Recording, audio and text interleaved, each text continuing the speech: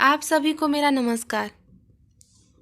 आज की कहानी है मुंशी प्रेमचंद जी के द्वारा लिखी हुई कहानी सुहाग का सौ। आइए सुनते हैं कहानी।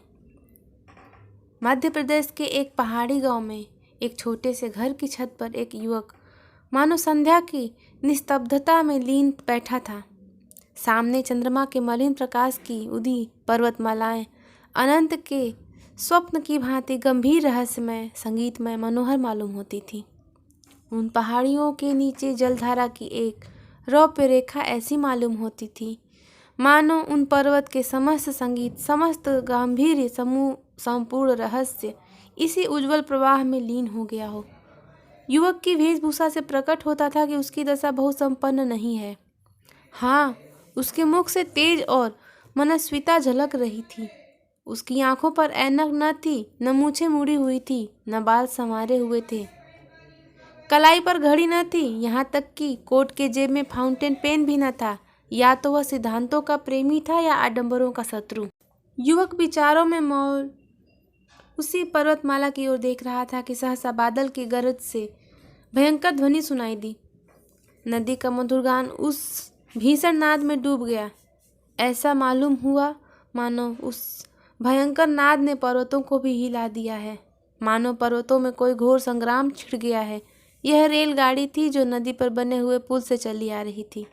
एक युवती कमरे से निकलकर छत पर आई और बोली, आज अभी से गाड़ी आ गई है, इसे भी आज ही वैर निभाना था। युवक ने युवती का हाथ पकड़कर कहा, प्रिय, मेरा जी चाहता है कहीं ना जाऊं। मैंने निश्चय कर लिया है। मैंने तुम्हारी खातिर से हामी भर ली थी, पर अब जाने की इच्छा नहीं होती। 3 साल कैसे कटेंगे? युवती ने कातर स्वर में कहा, 3 साल के वियोग के बाद फिर तो जीवन पर्यंत कोई बाधा न खड़ी होगी। एक बार जो निश्चय कर लिया है उसे पूरा ही कर डालो। अनंत सुख की आशा में मैं सारे कष्ट झेल लूंगी। यह कहते हुए युवती जलपान लाने के बहाने फिर भीतर चली गई। आंसुओं का आवेग उसके बाबू से बाहर हो गया था। इन दोनों प्राणियों के वैवाहिक जीवन की यह पहली ही वर्षगांठ थी। युवक बम्बई विश्वविद्यालय में एमए की उपाधि लेकर नागपुर के एक कॉलेज में अध्यापक था। नवीन युग की नई नई वैवाहिक और सामाजिक क्रांतियों ने उसे लेस मात्र भी विचलित न किया था। पुरानी प्रथाओं में ऐसी प्रगाढ़ ममता कदाचित वृद्धजनों को भी कम न होगी। प्रोफेसर हो जाने के बाद उसके माता पिता ने इस बालिका से उसका विवाह कर दिया था। प्रथा अनुसार ही उसकी आंख मिचौनी के खेल में उन्हें प्रेम का रत्न मिल गया। केवल छुट्टियों में यहीं पहली गाड़ी से आता और आखिरी गाड़ी से चला जाता। ये 2-4 दिन मीठे स्वप्न के समान कट जाते थे। दोनों बालकों की भांति रो रो कर विदा होते। इसी कोठी पर खड़ी होकर वह उसको देखा करती थी जब तक निर्दयी पहाड़ियां उसे आड़ से न कर लेती थी। अभी 3 साल भी न गुजरने पाया था कि वियोग ने अपना षड्यंत्र रचना शुरू कर दिया। केशव को विदेश जाकर शिक्षा पूरी करने के लिए एक वृत्ति मिल गई। मित्रों ने बधाइयाँ दी। किसके ऐसे भाग्य हैं जिसे बिना मांगे सौभाग्य निर्माण का ऐसा अवसर प्राप्त हो। केशव बहुत प्रसन्न था। वह इसी दुविधा में पड़ा हुआ घर आया। माता पिता और अन्य संबंधियों ने इस यात्रा का घोर विरोध किया। नगर में जितनी बधाइयाँ मिली, यहाँ उससे अधिक बाधाएं मिली। किंतु सुभद्रा की उच्च आकांक्षाओं की सीमा न थी। वह कदाचित केशव को इंद्रासन पर बैठा हुआ देखना चाहती थी।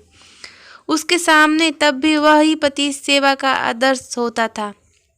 वह तब भी उसके सिर में तेल डालेगी, उसकी धोती छांटेगी, उसकी पाँव दबाएगी, उसे पंखा झलेगी। उपासक की महत्वाकांक्षा उपास्य ही के प्रति होती है। वह उसको सोने का मंदिर बनवाएगा, उसके सिंहासनों को रत्नों से सजाएगा, स्वर्ग से पुष्प लाकर भेंट करेगा, पर वह स्वयं ही वही उपासक रहेगा। जटा के स्थान पर मुकुट या कौपीन की जगह पीताम्बर की लालसा उसे कभी न सताती। सुभद्रा ने उस वक्त तक दम न लिया जब तक केशव ने विलायत जाने का वादा न कर लिया। माता पिता ने उससे कलिंकिनी और न जाने क्या क्या कहा, पर अंत में सहमत हो गए। सब तैयारियां हो गई। स्टेशन समीप ही था। यहाँ गाड़ी देर तक खड़ी रहती थी। स्टेशनों के समय गांव के निवासियों के लिए गाड़ी का आना शत्रु का धावा नहीं, मित्र का पदार्पण है। गाड़ी आ गई। सुभद्रा जलपान बनाकर पति का हाथ धुलाने आई थी। इस समय केशव की प्रेम कातर आपत्ति उसे एक क्षण के लिए विचलित कर दिया। हाँ, कौन जानता है 3 साल में क्या हो जाए। मन में एक आवेश उठा। कह दूं प्यारे मत जाओ, थोड़ी ही खाएंगे, मोटा ही पहनेंगे, रो रो कर दिन तो न कटेंगे। कभी केशव के आने में 1 आधा महीना लग जाता था तो वह विवल हो जाया करती थी। यही जी चाहता था कि उड़कर उसके पास पहुंच जाए। फिर ये निर्दयी 3 वर्ष कैसे कटेंगे। लेकिन उसने कठोरता से इन निराशाजनक भावों को ठुकरा दिया और कांपते कंठ से बोली, मेरा तो जी भी यही चाहता है। जब 3 साल का अनुमान करती हूँ तो एक कल्प सा मालूम होता है, लेकिन जब विलायत में तुम्हारे सम्मान और आदर का ध्यान करती हूँ तो ये 3 साल 3 दिन मालूम होता है। तुम तो जहाज पर पहुँचते ही मुझे भूल जाओगे। नए नए दृश्य तुम्हारे मनोरंजन के लिए आ खड़े होंगे। यूरोप पहुंचकर विद्वानों के संगत में तुम्हें घर की याद न आएगी। मुझे तो रोने के सिवा कोई धंधा नहीं है। ये स्मृतियाँ ही मेरे जीवन का आधार होंगी। लेकिन क्या करूं, जीवन की भोग लालसा तो नहीं मानती। फिर जिस वियोग का अंत जीवन की सारी विभूतियां अपने साथ लाएगा वह वास्तव में तपस्या है। तपस्या के बिना तो वरदान नहीं मिलता।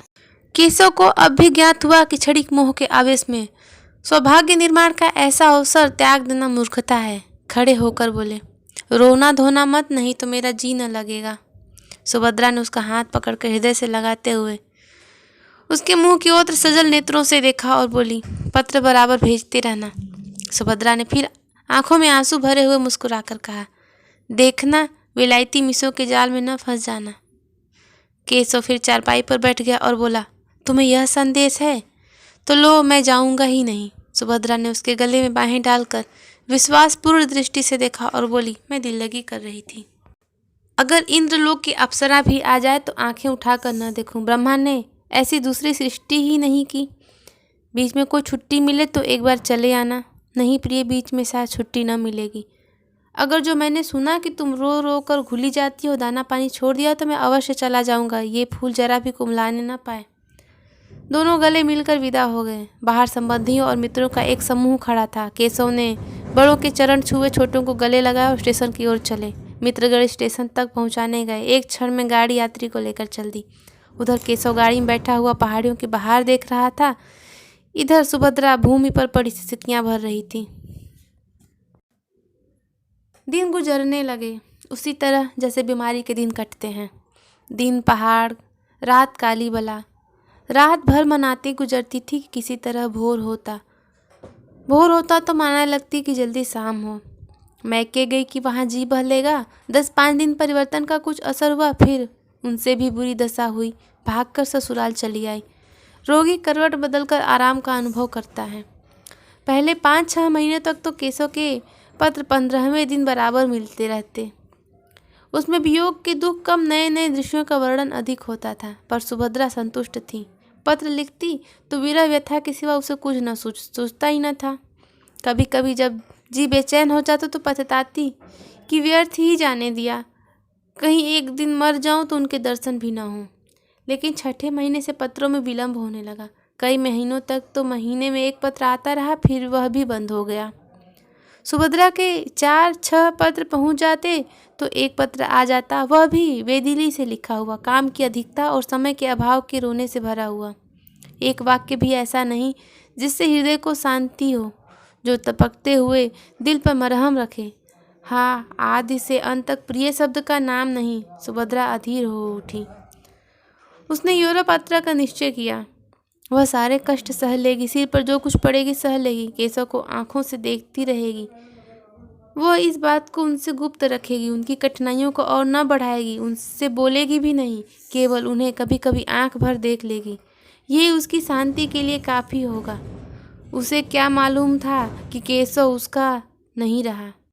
अब वह एक दूसरी ही कामनी के प्रेम का भिखारी है। सुभद्रा कई दिनों तक इस प्रस्ताव को मन में रखे हुए सीती रही। उसे किसी प्रकार की शंका न होती थी। समाचार पत्रों के पढ़ते रहने से उसे समुद्री यात्रा का हाल मालूम होता रहता था। एक दिन उसने अपने सास ससुर के सामने अपना निश्चय प्रकट किया। उन लोगों ने बहुत समझाया, रोकने की बहुत चेष्टा की, लेकिन सुभद्रा ने अपना हठ न छोड़ा। आखिर जब लोगों ने देखा कि यह किसी तरह नहीं मानती तो राजी हो गए। मैके वाले समझा समझा कर हार गए। कुछ रुपए उसने स्वयं जमा कर रखे थे, कुछ ससुराल में मिले। माँ बाप ने भी मदद की। रास्ते के खर्च की चिंता न रही। इंग्लैंड पहुंचकर वह क्या करेगी इसका अभी उसे निश्चय न किया। इतना जानती थी कि परिश्रम करने वालों को रोटियों की कभी कमी नहीं रहती। विदा होते समय सास और ससुर दोनों स्टेशन तक आए। जब गाड़ी ने सीटी दी तो सुभद्रा ने हाथ जोड़कर कहा, मेरे जाने का समाचार वहाँ न लिखिएगा, नहीं तो उन्हें चिंता होगी और पढ़ने में उनका जी न लगेगा। ससुर ने आश्वासन दिया। गाड़ी चल दी। लंदन के उस हिस्से में जहाँ इस समृद्धि के समय में भी दरिद्रता का राज्य है, ऊपर के एक छोटे कमरे में सुभद्रा एक कुर्सी पर बैठी है। उसे यहाँ आए आज 1 महीना हो गया है। यात्रा के पहले उसके मन में जितनी शंकाएं थी सभी शांत होती जा रही थी। बम्बई बंदर में जहाज पर जगह पाने का बड़ी आसानी से हल हो गया। वह अकेली औरत न थी जो यूरोप जा रही हो। 5-6 स्त्रियां और भी उस जहाज से जा रही थी। सुभद्रा को न जगह मिलने में कठिनाई हुई न मार्ग में। यहाँ पहुंचकर और स्त्रियों से संग छूट गया। कोई किसी विद्यालय में चली गई, 2-3 अपने पतियों के पास चली गई जो यहाँ पहले से आ गए थे। सुभद्रा ने इस मोहल्ले में कमरा ले लिया। जीविका का प्रश्न भी उसके लिए बहुत कठिन न रहा। जिन महिलाओं के साथ वो आई थी उनमें कई उच्च अधिकारियों की पत्नियां थीं। कई अच्छे अच्छे अंग्रेज घरानों से उनका परिचय था। सुभद्रा को 2 महिलाओं ने भारतीय संगीत और हिंदी भाषा सिखाने का काम मिल गया। शेष समय में वह कई भारतीय महिलाओं के कपड़े सीने का काम कर लेती।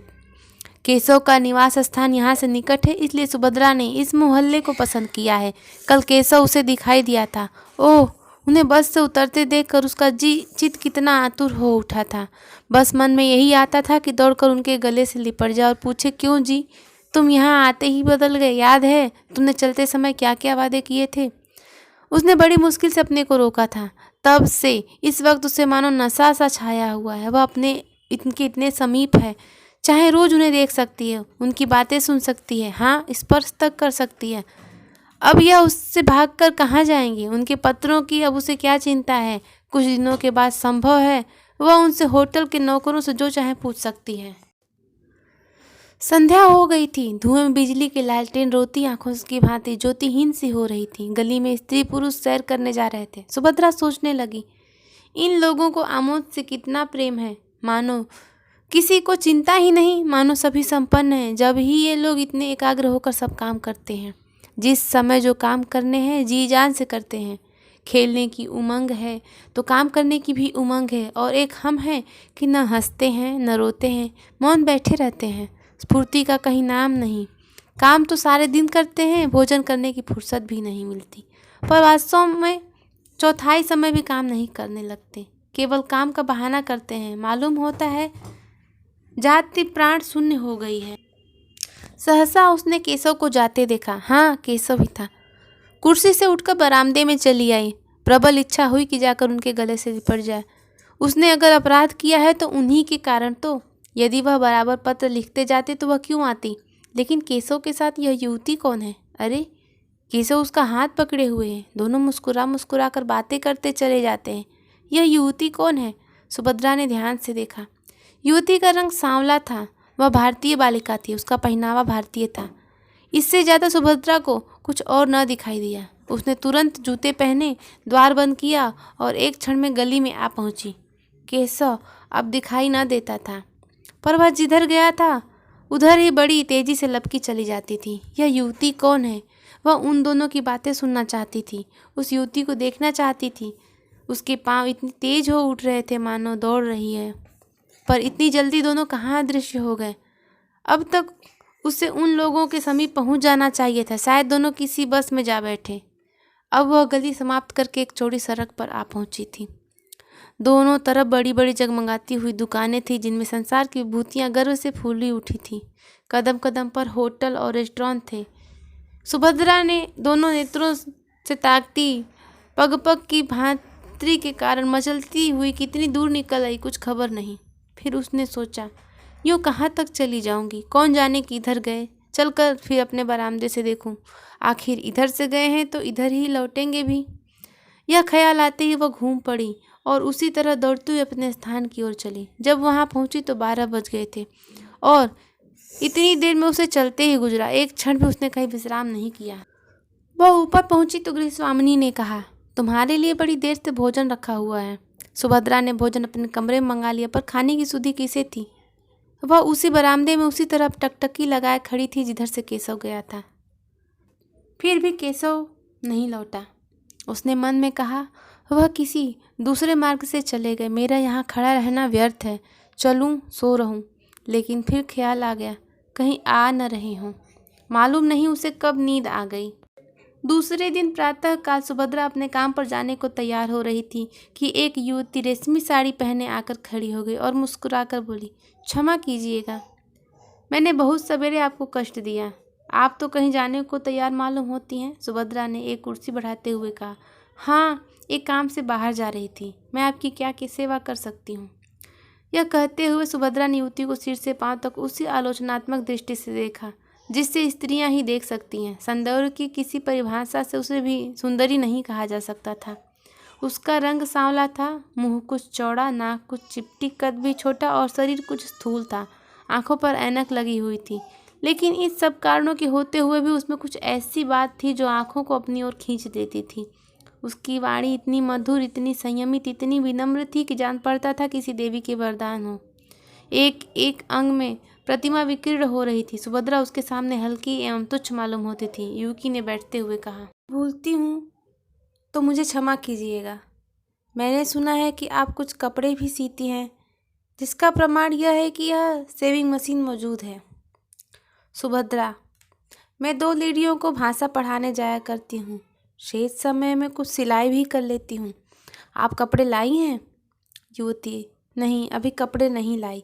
यह कहते हुए उसने लज्जा से सिर झुकाकर मुस्कुराते हुए कहा, बात यह है कि मेरी शादी होने जा रही है। मैं वस्त्राभूषण सब हिंदुस्तानी रखना चाहती हूँ। विवाह भी वैदिक रीति से ही होगा। ऐसे कपड़े यहाँ आप ही तैयार कर सकती हैं। सुभद्रा ने हंसकर कहा, मैं ऐसे अवसर पर आपके जोड़े तैयार करके अपने को धन्य समझूंगी। वह शुभ तिथि कब है? युवती ने संकुचाते हुए कहा, वह तो कहते हैं इसी सप्ताह में हो जाए, पर मैं उन्हें टालती आती हूँ। मैंने तो चाहा था कि भारत लौटने पर विवाह होता, पर वह इतने उतावले हो रहे हैं कि कुछ कहते नहीं बनता। अभी तो मैंने यही कहकर टाला है कि मेरे कपड़े सिल रहे हैं। सुभद्रा, वाह, मैं इस शुभ कार्य में क्यों विघ्न डालने लगी। मैं इसी सप्ताह आपके कपड़े दे दूंगी और मैं इनसे उसका पुरस्कार भी लूँगी। युवती खिलखिलाकर हंसी। कमरे में प्रकाश की लहरें से उठ गई। बोली, इसके लिए तो पुरस्कार वह देंगे, बड़ी खुशी से दे देंगे और तुम्हारे कृतज्ञ होंगे। मैंने प्रतिज्ञा की थी कि विवाह के बंधन में पड़ूंगी ही नहीं, पर उन्होंने मेरी प्रतिज्ञा तोड़ दी। अब मालूम हो रहा है कि प्रेम की पीढ़ियाँ कितनी आनंदमय होती हैं। तुम तो अभी हाल में ही आई हो, तुम्हारे पति भी साथ होंगे। सुभद्रा ने बहाना किया। बोली, वह इस समय जर्मनी में है। संगीत से उन्हें बहुत प्रेम है। संगीत का ही अध्ययन करने के लिए वहाँ गए हैं। तुम भी संगीत जानती हो? थोड़ा बहुत। केशव को संगीत से बहुत प्रेम है। केशव का नाम सुनकर सुभद्रा को ऐसा मालूम हुआ जैसे बिच्छू ने काट लिया। वह चौंक पड़ी। युवती ने पूछा, आप चौंक कैसे गई? क्या केशव को जानती हो? सुभद्रा ने बात बनाकर कहा, नहीं, यह नाम मैंने कभी नहीं सुना। वह यहाँ क्या करते हैं? सुभद्रा को ख्याल आया, क्या केशव किसी दूसरे आदमी का नाम नहीं हो सकता? इसलिए उसने यह प्रश्न किया। उसी जवाब पर उसकी जिंदगी का फैसला था। युवती ने कहा, यहाँ विद्यालय में पढ़ते हैं। भारत सरकार ने उन्हें भेजा है। अभी साल भर भी तो आए नहीं हुआ। तुम देखकर प्रसन्न होगी। तेज और बुद्धि की मूर्ति समझ लो। यहाँ के अच्छे अच्छे प्रोफेसर उनका आदर करते हैं। ऐसा सुंदर भाषण तो मैंने किसी के मुंह से सुना ही नहीं। जीवन आदर्श है। मुझसे उन्हें प्रेम क्यों हो गया, मुझे इसका आश्चर्य है। मुझ में न रूप है न लावण्य। ये मेरा सौभाग्य है। मैं शाम को कपड़े लेकर आऊंगी। सुभद्रा ने मन में उठते हुए वेग को संभाल कर कहा, अच्छी बात है। जब युवती चली गई तो सुभद्रा फूट फूट कर रोने लगी। ऐसा जान पड़ता था मानो देह में रक्त ही नहीं, मानो प्राण निकल गए हैं। वह कितनी निस्सहाय, कितनी दुर्बल, इसका आज अनुभव हुआ। ऐसा मालूम हुआ मानो संसार में उसका कोई नहीं है। अब उसका जीवन व्यर्थ है। उसके लिए अब जीवन में रोने के सिवा और क्या है। उसकी सारी ज्ञानेंद्रियां शिथिल सी हो गई थी, मानो वह किसी ऊंचे वृक्ष से गिर पड़ी हो। हाँ, यह उसके प्रेम का और भक्ति का पुरस्कार है। उसने कितना आग्रह करके केशव को यहाँ भेजा था, इसलिए कि यहाँ आते ही उसका सर्वनाश कर दे। पुरानी बातें याद करने लगी। केशव की वह प्रेमातुर आंखें सामने आ गई। वह सरल सहज मूर्ति आंखों के सामने नाचने लगी। उसका जरा सिर धमकता था तो केशव कितना व्याकुल हो जाता था। एक बार जब उसे फलसली बुखार आ गया तो केशव घबराकर 15 दिन की छुट्टी लेकर घर आ गया था और उसके सिरहाने बैठा रात भर पंखा झलता रहा था। वही केशव अब इतनी जल्दी उससे ऊब उठा। उसके लिए सुभद्रा ने कौन सी बात उठा रखी। वह तो उसी को अपना प्राणाधार, अपना जीवन धन, अपना सर्वस्व समझती थी। नहीं नहीं, केशव का दोष नहीं, सारा दोष इसी का है। इसी ने अपने मधुर बातों से उन्हें वशीभूत कर लिया है। इसकी विद्या, बुद्धि और वाक्पटुता ने उनके हृदय पर अपनी विजय पाई है। हाय, उसने कितनी बार केशव से कहा मुझे भी पढ़ाया करो, लेकिन उन्होंने हमेशा यही जवाब दिया, तुम जैसी हो मुझे वैसी ही पसंद हो। मैं तुम्हारी स्वाभाविक सरलता को पढ़ा पढ़ा कर मिटाना नहीं चाहता। केशव ने उसके साथ कितना बड़ा अन्याय किया है, लेकिन यह उनका दोष नहीं है। यह इसी यौवन मत वाली छोकरी की माया है। सुभद्रा को इस ईर्ष्या और दुख के आवेश में अपने कान पर जाने की सुध न रही। वह कमरे में इस तरह टहलने लगी जैसे किसी ने जबरदस्ती उसे बंद कर दिया हो। कभी दोनों मुट्ठियां बंध जाती, कभी दांत पीसने लगती, कभी ओंठ काटती। उन्माद की सी दशा हो गई। आंखों में भी एक तीव्र ज्वाला सी चमक उठी। ज्यों ज्यों केसर के इस निष्ठुर आघात को सोचती, उन कष्टों को याद करती जो उसने झेले थे, उसका चित्त प्रतिकार के लिए विकल हो जाता था। अगर कोई बात हुई होती, आपस में कुछ मनोमालिन्य का लेश भी होता तो उसे इतना दुख न होता। यह तो उसे ऐसा मालूम होता था जैसे कोई हंसते हंसते अचानक गले पर चढ़ बैठे। अगर वह उनके योग्य नहीं थी तो उन्होंने उससे विवाह ही क्यों किया था? विवाह करने के बाद भी उसे क्यों न ठुकरा दिया था? क्यों प्रेम का बीज बोया था? और आज जब वह बीज पलों के लहराने लगा, उनकी जड़ें उसके अंतराल की एक एक अणु में प्रविष्ट हो गई। उसका रक्त, उसका सारा उत्सर्ग वृक्ष को सींचने और पालने में प्रवृत्त हो गया, तो वह आज उसे उखाड़ कर फेंक देना चाहते हैं। क्या हृदय के टुकड़े टुकड़े हुए बिना वृक्ष उखड़ जाएगा? सहसा उसे एक बात याद आ गई। हिंसात्मक संतोष से उसका उत्तेजित मुखमंडल और भी कठोर हो गया। केशव ने अपने पहले विवाह की बात इस युवती से गुप्त रखी होगी। सुभद्रा इसका भंडा फोड़ करके केशव के सारे मंसूबों को धूल में मिटा देगी। उसे अपने ऊपर क्रोध आया कि युवती का पता क्यों न पूछ लिया। उसे एक पत्र लिखकर केशव की नीचता, स्वार्थपरता और कायरता की कलई खोल देती। उसे पांडित्य, प्रतिभा और प्रतिष्ठा को धूल में मिटा देती। खैर, संध्या समय तो वह कपड़े लेकर आएगी ही, उस समय उसे सारा कच्चा चिट्ठा बयान कर दूंगी। सुभद्रा दिन भर युवती का इंतजार करती रही। कभी बारामदे में इधर उधर आकर निगाह दौड़ाती, कभी सड़क पर देखती, पर उसका कहीं पता न था। मन में झुंझलाती थी कि क्यों उसी वक्त सारे वृत्तांत क्यों न कह सुनाया। केशव का पता उसे मालूम था, उस मकान और गली का नंबर तक याद था जहाँ से वह उसे पत्र लिखा करता था। ज्यों ज्यों ढलने लगा, युवती के आने में विलम्ब होने लगा। उसके मन में एक तरंगी सी उठने लगी कि जाकर केशव को फटकारे, उसका सारा नशा उतार दे और कहे, तुम इतने भयंकर हिंसक हो, इतने महान धूर्त हो, मुझे यह मालूम न था। तुम यही विद्या सीखने यहाँ आए थे? तुम्हारे पांडित्य का यही फल है? तुम एक अबला को, जिसने तुम्हारे ऊपर अपना सर्वस्व अर्पण कर दिया, यूं छल कर सकते हो? तुमने क्या मनुष्यता का नाम को भी नहीं रह गई है? आखिर तुमने मेरे लिए क्या सोचा है? मैं सारी जिंदगी तुम्हारे नाम को रोती रहूं? लेकिन अभिमान हर बार उसके पैरों को रोक लेता था।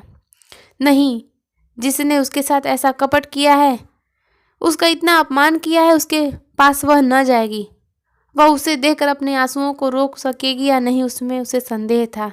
और केशव के सामने वह रोना नहीं चाहती थी। अगर केशव उससे घृणा करता है तो वह भी केशव से घृणा करेगी। संध्या हो गई पर युवती न आई। बत्तियां भी जली पर उसका पता नहीं। एकाएक उससे अपने कमरे के द्वार पर किसी के आने की आहट हुई। वह कूदकर बाहर निकल आई। युवती कपड़ों का एक पुलिंदा लिए सामने खड़ी थी। सुभद्रा को देखते ही बोली, क्षमा करना, मुझे आने में देर हो गई। बात यह है कि केशव को किसी बड़े जरूरी काम से जर्मनी जाना है। वहाँ उन्हें 1 महीने से ज़्यादा लग जाएगा। वह चाहते हैं कि मैं भी उनके साथ चलूँ। मुझसे उन्हें अपनी थीसिस लिखने में बड़ी सहायता मिलेगी। बर्लिन के पुस्तकालय को छानना पड़ेगा। मैंने भी स्वीकार कर लिया है। केशव की इच्छा है कि जर्मनी जाने से पहले हमारे विवाह हो जाए। कल संध्या के समय संस्कार हो जाएगा। अब ये कपड़े मुझे जर्मनी से लौटने पर दीजिएगा। विवाह के अवसर पर हम मामूली कपड़े पहन लेंगे। और क्या करती, इसके सिवा कोई उपाय न था। केशव का जर्मन जाना अनिवार्य है। सुभद्रा ने संकोच के आवरण को हटाने की चेष्टा करते हुए कहा, केशव तुम्हें धोखा देकर तुमसे विवाह करना चाहता है। केशव ऐसा आदमी नहीं है जो किसी को धोखा दे। क्या तुम केशव को जानती हो? केशव ने तुमसे अपने विषय में सब कुछ कह दिया है? सब कुछ। मेरा तो ये विचार है कि उन्होंने एक भी बात नहीं छिपाई। तुम्हें मालूम है कि उसका विवाह हो चुका है? युवती की मुख ज्योति कुछ मलिन पड़ गई। उसकी गर्दन लज्जा से झुक गई। अटक अटक कर बोली, हाँ, उन्होंने मुझसे यह बात कही थी। सुभद्रा परास्त हो गई।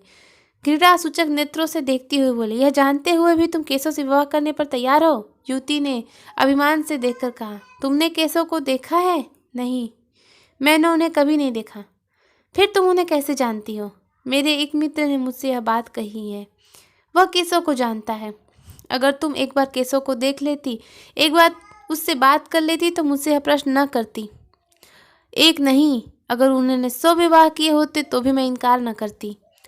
उन्हें देखकर मैं अपने आप को बिल्कुल भूल जाती हूँ। अगर उससे विवाह न करूँ तो फिर मुझे जीवन भर अविवाहित ही रहना पड़ेगा।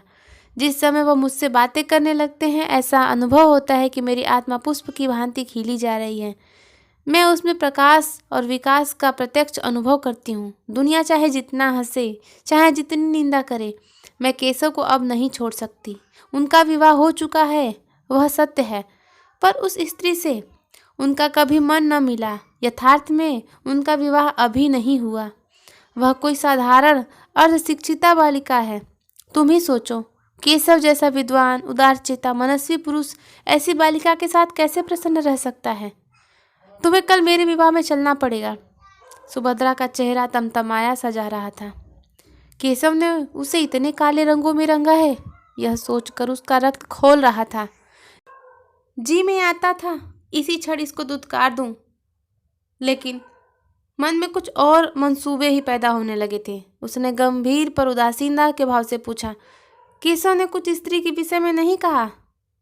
युवती ने तत्परता से कहा, घर पहुंचने पर वह उससे केवल यही कह देंगे कि हम और तुम अब स्त्री और पुरुष नहीं रह सकते। उसके भरण पोषण का वह उसकी इच्छा अनुसार प्रबंध कर देंगे।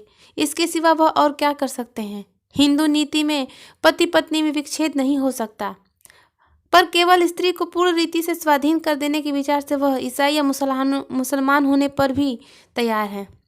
वह तो अभी उसे इसी आशय के एक पत्र लिखने जा रहे थे, पर मैंने ही रोक लिया। मुझे उस अभागिनी पर बड़ी दया आती है। मैं तो यहाँ तक तैयार हूँ कि अगर उसकी इच्छा हो तो वह भी हमारे साथ रहे। मैं उसे अपनी बहन समझूंगी। किंतु केशव इससे सहमत नहीं होते। सुभद्रा ने व्यंग कहा, रोटी कपड़ा देने को तैयार ही हैं, स्त्री को इसके सिवा और क्या चाहिए? युवती ने व्यंग की कुछ परवाह न करते हुए कहा, तो मुझे लौटने पर कपड़े तैयार मिलेंगे ना? सुभद्रा, हाँ, मिल जाएंगे। युवती, कल तुम संध्या समय आओगी? सुभद्रा, नहीं, खेद है, अवकाश नहीं है। युवती ने कुछ न कहा चली गई। सुभद्रा कितना ही चाहती थी कि समस्या पर शांतचित्त होकर विचार करे, पर हृदय में मानो ज्वाला सी दहक रही थी। केशव के लिए अपने प्राणों का कोई मूल्य नहीं समझती थी। वही केशव उसके पैरों से ठुकरा रहा है। वह इतना आघात आकस्मिक, इतना कठोर था कि उसकी चेतना की सारों कोमलता मूर्छित हो गई। उसके एक एक अणु प्रतिकार के लिए तड़पने लगा। अगर यही समस्या इसके विपरीत होती तो क्या सुभद्रा की गर्दन पर छुरी न फिर गई होती? केशव उसके खून का प्यासा न हो जाता? क्या पुरुष हो जाने से ही सभी बातें क्षम्य और स्त्री हो जाने से सभी बातें अक्षम्य हो जाती हैं? नहीं, इस निर्णय को सुभद्रा को विरोधी आत्मा इस समय स्वीकार नहीं कर सकती। उसे नारियों के ऊंचे आदर्शों की परवाह नहीं है। उन स्त्रियों में अभिमान न होगा। वे पुरुषों के पैरों की जूतियां बंद कर रहने में ही अपना सौभाग्य समझती होंगी। सुभद्रा इतनी आत्माभिमान शून्य नहीं है। वह अपने जीते जिया नहीं देख सकती कि उसका पति उसके जीवन का सर्वनाश करके चैन की बंसी बजाए। दुनिया उसे हत्यारिनी, पिशाचिनी कहे, उसे परवाह नहीं। रह रहकर उसके मन में भयंकर प्रेरणा होती थी कि इसी समय उसके पास चले जा और इससे पहले कि वह उस युवती से प्रेम का आनंद उठाए, उसके जीवन का अंत कर दे। वह केशव की निष्ठुरता को याद करके अपने मन को उत्तेजित करती थी, अपने को धिकार कर नारी सुलभ शंकाओं को दूर करती थी।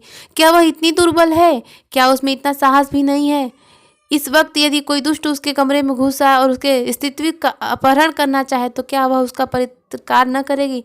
आखिर आत्मरक्षा के लिए ही तो उसने यह पिस्तौल ले रखी है। केशव ने उसके सत्य का अपहरण ही तो किया है। उसका प्रेम दर्शन केवल प्रवंचना थी। वह केवल अपनी वासनाओं की तृप्ति के लिए सुभद्रा के साथ प्रेम का स्वांग भरता था। फिर उसका वध करना क्या सुभद्रा का कर्तव्य नहीं? इस अंतिम कल्पना से सुभद्रा को वह उत्तेजना मिल गई जो उसके भयंकर संकल्प को पूरा करने के लिए आवश्यक थी। यही वह अवस्था है जब स्त्री पुरुष के खून की प्यासी हो जाती है। उसने खूंटी पर लटकती हुई पिस्तौल उतार ली और ध्यान से देखने लगी, मानो उसे कभी देखा न हो। कल संध्या समय जब आर्य मंदिर में केशव और उसकी प्रेमिका एक दूसरे के सम्मुख बैठे हुए होंगे, उसी समय वह इस गोली से केशव की प्रेम लीलाओं का अंत कर देगी और दूसरी गोली अपनी छाती मार लेगी। क्या वह रो रो कर अपना अधम जीवन काटेगी? संध्या का समय था। आर्य मंदिर के आंगन में वर और वधू इष्ट मित्रों के साथ बैठे हुए थे। विवाह का संस्कार हो रहा था। उसी समय सुभद्रा पहुंची और बरामदे में आकर एक खंभे की आड़ में इस भांति खड़ी हो गई कि केशव का मुंह उसके सामने था। उसकी आंखों में वह दृश्य खिंच गया जब आज से 3 साल पहले उसने इसी भांति केशव को मंडप में बैठे हुए आड़ से देखा था।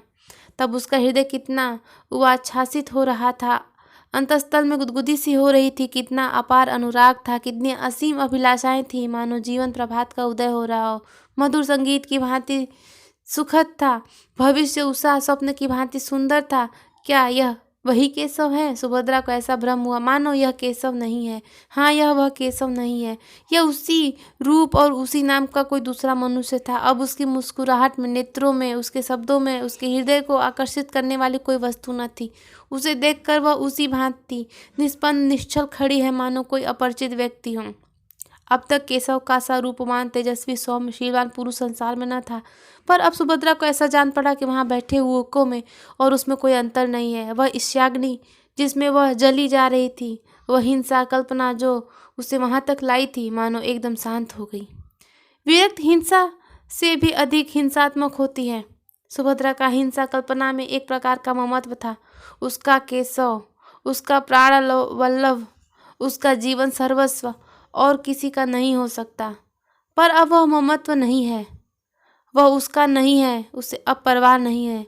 उस पर किसका अधिकार होता है? विवाह संस्कार समाप्त हो गया। मित्रों ने बधाइयाँ दी, सहेलियों ने मंगल गान किया। फिर लोग मेजों पर जा बैठे, दावतें होने लगी। रात के 12 बज गए।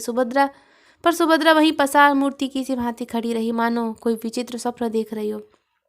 हाँ, जैसे कोई बस्ती उजड़ गई हो, जैसे कोई संगीत बंद हो गया हो, जैसे कोई दीपक बुझ गया हो। जब लोग मंदिर से निकलने लगे तो वह भी निकले और वह भी निकल आई, पर उसे कोई मार्ग न सूझता था। परिचित सड़कें उसे भूलती हुई सी जान पड़ने लगी। सारा संसार ही बदल गया था। वह सारी रात सड़कों पर भटकती फिरी, घर का कहीं पता नहीं। सारी दुकानें बंद हो गई, सड़कों पर सन्नाटा सा छा गया था। फिर भी वो अपना घर ढूंढती हुई चली जा रही थी। हाय, क्या इसी भांति उससे अपने जीवन पथ पर में भी भटकना पड़ेगा? सहसा एक पुलिसमैन ने पुकारा, मैडम, तुम कहाँ जा रही हो? सुभद्रा ने ठिठक कर कहा, कहीं नहीं। तुम्हारा स्थान कहाँ है? मेरा स्थान? हाँ, तुम्हारा स्थान कहाँ है? मैं तुम्हें बड़ी देर से इधर भटकते देख रहा हूँ। किस स्ट्रीट में रहती हो? सुभद्रा को इस स्ट्रीट का नाम तक याद न था। तुम अपने स्ट्रीट का नाम तक याद नहीं? भूल गई, याद नहीं आता।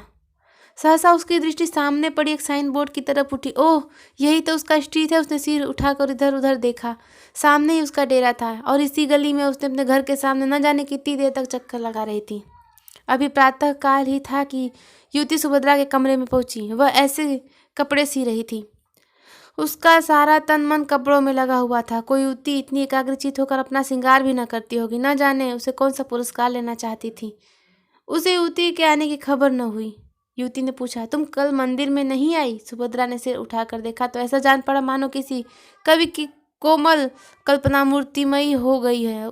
उसकी उपछवि अनिज्ञ थी, प्रेम की विभूति रोम रोम से प्रदर्शित हो रही थी। सुभद्रा दौड़कर उसके गले लिपट गई, जैसे उसकी कोई छोटी बहन आ गई हो, और बोली, हाँ, गई तो थी। मैंने तुम्हें नहीं देखा। हाँ, मैं अलग थी। केशव को देखा? हाँ, देखा। धीरे से क्यों बोली? मैंने कुछ झूठ कहा? सुभद्रा ने सहृदयता से मुस्कुराकर कहा, मैं तुम्हारी आंखों से नहीं, अपनी आंखों से देखा। मुझे तो वह तुम्हारी योग्य नहीं जचे। तुम्हें ठग लिया। युवती खिलखिलाकर हंसी और बोली, वह मैं समझती हूँ उन्हें मैंने ठगा है। एक बार बस तेरा भूसड़ों से सच कर अपनी छवि आईने में देखूँ तो मालूम हो जाएगा। तब क्या मैं कुछ और हो जाऊंगी? अपने कमरे से फर्श, तस्वीरें, हड्डियां, गमले आदि निकाल कर देख लो, कमरे की शोभा वही रहती है। युवती ने सिर हिलाकर कहा, ठीक कहती हो, लेकिन आभूषण कहाँ से लाऊं? न जाने अभी कितने दिनों में बनने की नौबत आए। मैं तुम्हें अपने गहने पहना दूंगी। तुम्हारे पास गहने हैं? बहुत। देखो अभी मैं लाकर तुम्हें पहनाती हूँ। युवती ने मुंह से तो बहुत नहीं किया, पर मन में प्रसन्न हो रही थी। सुभद्रा ने अपने सारे गहने पहना दिए, अपने पास एक छल्ला भी न रखा। युवती को यह नया अनुभव था। उसे इस रूप में निकलते तो शर्म आती थी, पर उसका रूप चमक रहा था, इसमें संदेह न था। उसने आईने में अपनी सूरत देखी तो उसकी सूरत जगमगा उठी, मानो किसी वियोगिनी को अपने प्रियतम का संवाद मिला हो। मन में गुदगुदी होने लगी। वह कितनी रूपवती है, उससे उसकी कल्पना भी न की थी। कहीं केशव इस उस रूप में उसे देख लेते तो आकांक्षा उसके मन में उदय हुई, पर कहे कैसे? कुछ देर बाद लज्जा से सिर झुकाकर बोली, केशव मुझे इस रूप में देखकर बहुत हंसेंगे। सुभद्रा, हंसेंगे नहीं, बलैया लेंगे, आंखें खुल जाएंगी। तुम आज इसी रूप में उनके पास जाना। युवती चकित होकर कहा, सच? आप इसकी अनुमति देती हैं? सुभद्रा ने कहा बड़े हर्ष से। तुम्हें संदेह न होगा? बिल्कुल नहीं। और जो 2-4 दिन पहने रहूं? तुम 2-4 महीने पहने रहो, आखिर पड़े ही तो हैं। तुम भी मेरे साथ चलो। नहीं, मुझे अवकाश नहीं है। अच्छा, लो मेरे घर का पता नोट कर लो। हाँ लिख दो, शायद कभी आऊँ। एक क्षण में युवती वहाँ से चली गई। सुभद्रा अपनी खिड़की पर उसे इस भांति प्रसन्न मुख खड़ी देख रही थी, मानो उसकी छोटी बहन हो। ईर्ष्या या द्वेष का लेश भी उसके मन में न था। मुश्किल से 1 घंटा गुजरा होगा कि युवती लौट कर बोली, सुभद्रा क्षमा करना, मैं तुम्हारा बहुत समय खराब कर रही हूँ। केशव बाहर खड़े हैं, बुला लूँ? एक क्षण के लिए, केवल एक क्षण के लिए। सुभद्रा घबरा गई।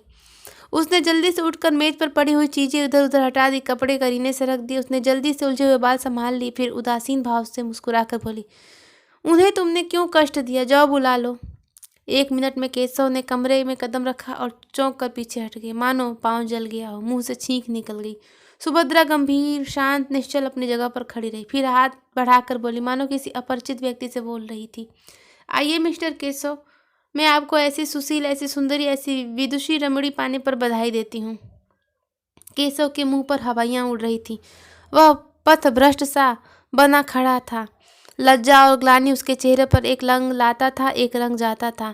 यह बात एक दिन होने वाली थी अवश्य, पर इस तरह अचानक उसकी सुभद्रा से भेंट होगी, इसका उसे स्वप्न में भी गुमान न था। सुभद्रा से अब कैसे बात कहेगा, उसने खूब सोच लिया था, उसके आपेक्षों का उत्तर सोच लिया था, पत्र के शब्द मन में अंकित कर लिए थे। ये सारी तैयारियां धरी की धरी रह गई और सुभद्रा से साक्षात हो गया।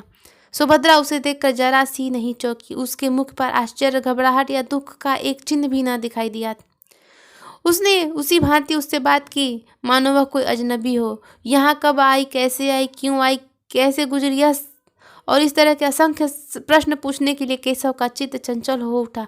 उसने सोचा था सुभद्रा उसे धिक्कारेगी, विष खाने की धमकी देगी, निष्ठुर, निर्दय और न जाने क्या क्या कहेगी। इन सब आपदाओं के लिए वह तैयार था, पर इस आकस्मिक मिलन, इस गर्वयुक्त अपेक्षा के लिए वह तैयार न था। वह प्रेम व्रत धारिणी सुभद्रा इतनी कठोर, इतनी हृदय शून्य हो गई है। अवश्य ही इसे सारी बातें पहले से मालूम हो चुकी हैं। सबसे तीव्र आघात यह था कि इसने अपने सारे आभूषण इतनी उदारता से दे डाले और कौन जाने वापस भी न लेना चाहती हो। वह परास्त और अप्रतिम होकर एक कुर्सी पर बैठ गया। उत्तर में एक शब्द भी उसके मुंह से न निकला। युवती ने कृतज्ञता का भाव प्रकट करके कहा, इनके पति इस समय जर्मनी में है। केशव ने आंखें फाड़ कर देखा, पर कुछ बोल न सका। युवती ने फिर कहा, बेचारी संगीत के पाठ पढ़ाकर और कुछ कपड़े सीकर अपना निर्वाह करती है। वह महाशय यहाँ आ जाते तो उन्हें इसके सौभाग्य पर बधाई देती। केशव भी इस पर कुछ न बोल सका, पर सुभद्रा ने मुस्कुराकर कहा, वह मुझसे रूठे हुए हैं, बधाई पाकर और भी झल्लाते। युवती ने आश्चर्य से कहा, तुम उन्हीं के प्रेम में यहाँ आई, अपना घर बार छोड़, अपना मेहनत मजदूरी करके निर्वाह कर रही हो, फिर भी वह तुमसे रूठे हुए हैं, आश्चर्य है। सुभद्रा ने उसी भांति प्रसन्न मुख से कहा, पुरुष प्रकृति ही आश्चर्य का विषय है, चाहे मिस्टर केशव इसे स्वीकार न करें। युवती ने फिर केशव की ओर प्रेरणा दृष्टि से देखा, लेकिन केशव उसी भांति अप्रतिम बैठा रहा। उसके हृदय पर यह नया आघात था। युवती ने उसे चुप देखकर उसकी तरफ से सफाई दी। केशव स्त्री और पुरुषों को दोनों को ही समान अधिकार देना चाहते हैं। केशव डूब रहा था। तिनके का सहारा पाकर उसकी हिम्मत बंध गई। बोला, विवाह एक प्रकार का समझौता है, दोनों पक्षों को अधिकार है जब चाहे उसे तोड़ दें। युवती ने हामी भरी। सब समाज में यह आंदोलन बड़े जोरों पर है। सुभद्रा ने शंका की, किसी समझौते को तोड़ने के लिए कारण भी तो होना चाहिए।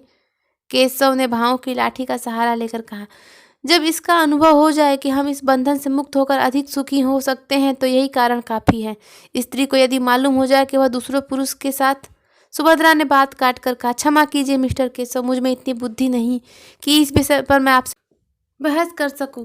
आदर्श समझौता वही है जो जीवन पर्यंत रहे। मैं भारत की ही नहीं कहती, वहाँ तो स्त्री पुरुषों की लौंडी है, मैं इंग्लैंड की कहती हूँ। यहाँ भी कितनी ही औरतों से मेरी बातचीत हुई, वे तलाकों की बढ़ती हुई संख्या को देखकर खुश नहीं होती। विवाह सबसे ऊंचा आदर्श है, उसकी पवित्रता और स्थिरता है। पुरुषों ने सदैव इस आदर्श को तोड़ा है, स्त्रियों ने निभाया है। अब पुरुषों का अन्याय स्त्रियों को किस ओर ले जाएगा नहीं कह सकती। इस गंभीर और संयत कथन ने विवाद का अंत कर दिया। सुभद्रा ने चाय मंगाई, तीनों आदमियों ने चाय पी। केशव पूछना चाहता था, अभी आप यहाँ कितने दिन रहेंगी, लेकिन पूछ न सका। वह यहाँ 15 मिनट और रहा, लेकिन विचारों में डूबा हुआ। चलते समय उससे न रहा गया, पूछ ही बैठा, अभी आप यहाँ कितने दिन और रहेंगी। सुभद्रा ने जमीन की ओर ताकते हुए कहा, कह नहीं सकती, कोई ज़रूरत हो तो मुझे याद कीजिए। इस आश्वासन के लिए आपको धन्यवाद। केशव सारे दिन बेचैन रहा। सुभद्रा उसकी आंखों में फिरती रही, सुभद्रा की बातें उसके कानों में गूंजती रही। अब उसे इसमें कोई संदेह न था कि उसी के प्रेम में सुभद्रा यहाँ आई थी। सारी परिस्थितियाँ उसकी समझ में आ गई थी। उस भीषण त्याग का अनुमान करके उसके रोंगटे खड़े हो गए थे। यहाँ सुभद्रा ने क्या क्या कष्ट झेले होंगे, कैसी कैसी यातनाएं सही होंगी, सब उसी के कारण। वह उस पर भार न बनना चाहती थी, इसलिए तो उसने अपने आने की सूचना तक उसे न दी। अगर उसे पहले मालूम होती कि सुभद्रा यहाँ आ गई है तो कदाचित उसे उस युवती पर इतना आकर्षक ही न होता। चौकीदार के सामने वह चोर को घर में घुसने का साहस नहीं होता। सुभद्रा को देखकर उसकी कर्तव्य चेतना जागृत हो गई। उसके पैरों पर गिरकर वह क्षमा मांगने के लिए उसका मन अधीर हो उठा।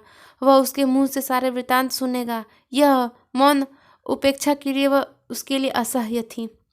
दिन तो केशव ने किसी तरह काटा, लेकिन ज्यों ही रात के 10 बजे वह सुभद्रा से मिलने चला। युवती ने पूछा, कहाँ जाते हो। केशव ने बूट का लेस बांधते हुए कहा, एक प्रोफेसर से मिलना है, इस वक्त आने का वादा कर चुका हूँ, जल्द आना। बहुत जल्द आऊँगा। केशव घर से निकला तो उसके मन में कितनी ही विचार तरंगे उठने लगी। कहीं सुभद्रा मिलने से इनकार कर दे तो। नहीं, ऐसा नहीं हो सकता, वह इतनी अनुदार नहीं है। हाँ, यह हो सकता है कि वह अपने विषय में कुछ न कहे। उसे शांत करने के लिए उसने एक कृपा की कल्पना कर डाली। ऐसा बीमार था कि बचने की आशा न थी। उर्मिला ने ऐसी तन्मय होकर उसकी सेवा शुश्रूषा की कि उससे प्रेम हो गया। कथा का सुभद्रा पर जो असर पड़ेगा, इसके विषय में केशव को कोई संदेह न था। परिस्थिति का बोध होने पर उसे क्षमा कर देगी, लेकिन इसका फल क्या हो गया। क्या वह दोनों के साथ एक सा प्रेम कर सकता है। सुभद्रा को देख लेने के बाद उर्मिला को शायद उसके साथ साथ रहने में आपत्ति हो ही कैसे सकती है। उससे यह बात छिपी नहीं है। हाँ, यह देखना है कि सुभद्रा भी इसे स्वीकार कर सकती है कि नहीं। उसने जिस उपेक्षा का परिचय दिया है, उसे देखते हुए तो उसमें मान में संदेह ही जान पड़ता है। मगर वह उससे मनाएगा, उसकी विनती करेगा, उसके पैरों में पड़ेगा और अंत में उसे मनाकर ही छोड़ेगा। सुभद्रा से प्रेम और अनुराग का नया प्रमाण पाकर वह मानो एक कठोर निद्रा से जाग उठा था। अब उसे अनुभव हो रहा था कि सुभद्रा के लिए उसके हृदय में जो स्थान था वह खाली पड़ा हुआ। उर्मिला का उस स्थान पर अपना आधिपत्य नहीं जमा सकती। अब उससे ज्ञात हुआ कि उर्मिला के प्रति उसका प्रेम केवल तृष्णा ही थी जो स्वादयुक्त पदार्थों को देखकर उत्पन्न होती है। वह साक्षी क्षुधा न थी। अब फिर उसे सरल सामान्य भोजन की इच्छा हो रही थी। विलासिनी उर्मिला कभी इतना त्याग कर सकती है, उसमें उसे संदेह था। सुभद्रा के घर निकट पहुंचकर केशव के मन कुछ कातर होने लगा, लेकिन उसने जी कड़ा करके जीने पर कदम रखा और क्षण में सुभद्रा के द्वार पर पहुंचा। लेकिन कमरे का द्वार बंद था, अंदर भी प्रकाश न था। अवश्य वह कहीं गई है, आती हुई होगी। तब तक उसके बरामदे में टहलने का निश्चय किया। सहसा मालकिन आती हुई दिखाई दी। केशव ने बढ़कर पूछा, आप बता सकती हैं यह महिला कहाँ गई हैं। मालकिन ने उसे सिर से पांव तक देखकर कहा, वह तो आज यहाँ से चली गई। केशव ने हकबका कर पूछा, चली गई, कहाँ चली गई। यह तो मुझसे कुछ नहीं बताया। कब गई। वह तो दोपहर को ही चली गई। अपना असबाब लेकर गई। असबाब किसके लिए छोड़ जाती। हाँ, एक छोटा सा पैकेट अपनी सहेली के लिए छोड़ गई, उस पर मिसेज केशव लिखा हुआ है। मुझसे कहा है कि यदि वह आ भी जाएं तो उन्हें दे देना, नहीं तो डाक से भेज देना। केशव को अपना हृदय इस तरह से बैठता हुआ मालूम हुआ जैसे सूर्य का अस्त होना। एक गहरी सांस लेकर बोला, आप मुझे वह पैकेट दिखा सकती हैं? केशव मेरा ही नाम है, मालकिन ने मुस्कुराकर कहा। मिसेज केशव को कोई आपत्ति तो न होगी? तो मैं फिर उन्हें बुला लाऊं? हाँ, उचित तो यही है, बहुत दूर जाना पड़ेगा। केशव कुछ ठिठकता हुआ जीने की ओर चला तो मालकिन ने फिर कहा, मैं समझती हूँ, आप इसे लिए ही जाइए, व्यर्थ आपको क्यों दौड़ाऊं, मगर कल मेरे पास एक रसीद भेज दीजिएगा, शायद उसकी ज़रूरत पड़े। यह कहते हुए उसने एक छोटा सा पैकेट लाकर केशव को दे दिया। केशव पैकेट देकर इस तरह भागा मानो कोई चोर भागा जा रहा हो। इस पैकेट में क्या है यह जानने के लिए उसका हृदय व्याकुल हो रहा था। इसे इतना विलंब असह्य था कि अपने स्थान पर जाकर उसे खोले। समीप ही एक पार्क था, वहां जाकर उसने बिजली के प्रकाश में उस पैकेट को खोल डाला। उस समय उसके हाथ कांप रहे थे और हृदय इतने वेग से धड़क रहा था मानो किसी बंधु की बीमारी के समाचार के बाद मिला हो। पैकेट का खुलना था कि केशव की आंखों से आंसुओं की झड़ी लग गई। उसमें एक पीले रंग की साड़ी थी, एक छोटी सी सिंदूर की डिबिया और एक केशव के फोटो का चित्र के साथ एक लिफाफा भी था। केशव ने उसे खोलकर पढ़ा। उसमें लिखा था, बहन मैं जाती हूँ, यह मेरे सुहाग का शव है, इसे टेम्स नदी में विसर्जित कर देना। तुम ही लोगों के हाथों यह संस्कार भी हो जाए तो अच्छा है। तुम्हारी सुभद्रा। केशव मरमाहत सा पत्र हाथ में लिए वहीं घास पर लेट गया और फूट फूट कर रोने लगा। कहानी सुहाग का शव यहीं पर समाप्त होती है। आपको यह कहानी कैसी लगी कमेंट करके ज़रूर बताइएगा। वीडियो को लाइक कर दीजिएगा, चैनल को सब्सक्राइब कर दीजिएगा। मिलते हैं अगली कहानी के साथ, तब तक के लिए नमस्कार।